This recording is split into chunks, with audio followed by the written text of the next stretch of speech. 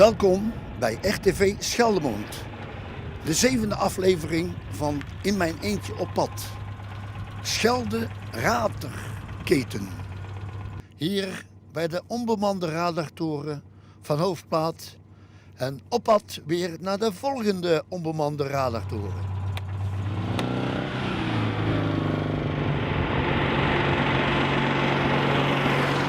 We zijn nu in mijn eentje op pad weer aanbeland in Nieuwvliet, Katzandbad, in Zwartepolder en hier staan we bij de onbemande radartoren. Mevrouw en meneer, mag ik eens vragen, weet u wat die toren verdient? Vroeger dachten wij altijd, ja, we komen hier al 30, 35 jaar, dat daar ergens van vroeger voor de scheepvaart te verwittigen als daar ergens, ja.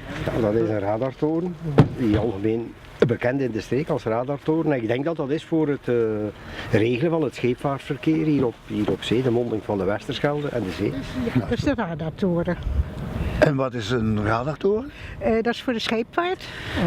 Om ook een eikpunt te hebben van de schepen waar ze juist zijn aan welke kust. En een prettige wandeling verder. Ja, dank u wel. Oké, dank u wel.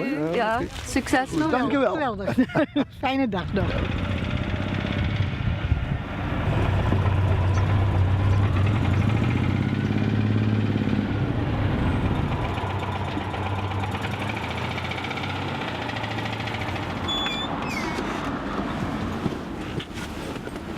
In de Schelde Radarketen is belangrijk het Schelde Coördinatiecentrum in Vlissingen.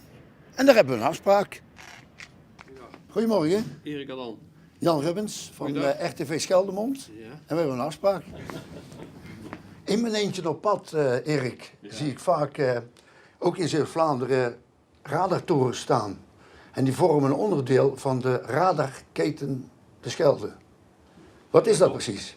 Nou, de Schelde Radarketen is inderdaad een keten van radartorens en verkeerscentrales. We hebben Katzand en we hebben Hoofdplaat. Nou, dat zijn twee van de onbemande radartorens die gekoppeld staan in de Schelde Radarketen. In feite zit daar een heel radarsysteem in. Daar zit een radarantenne bovenop en die straalt dan de radarsignaal uit en die ontvangt de reflectie. Die digitaliseert dat en via datalijnen wordt dat ter beschikking gesteld aan de VTS-operators, dus de verkeersleiders die achter de radarschermen zitten. En daarnaast hebben we dan die 5 centrales in Zeebrugge, in Vlissingen, dat is waar we nu staan, in Terneuzen, in Hansweert en nog één in Zandvliet in Antwerpen. Dus dat is echt grensoverschrijdend. Zowel Vlaanderen als... Ja. Zowel Vlaanderen als Nederland. Nou, we hebben, vanuit de Noordzee hebben we 2 toegangen naar de Westerschelde. We hebben hier vanuit, zoals wij dat noemen, vanuit de Noord, vanaf de Steenbank, via het Oostgat en via de Sardijngeul naar Vlissingen-Rheden. Maar we hebben ook vanuit de West, vanaf Wandelaar Pilot Station, dat de schepen via het Scheur en de Wielingen naar de Vlissingen-Rheden komen.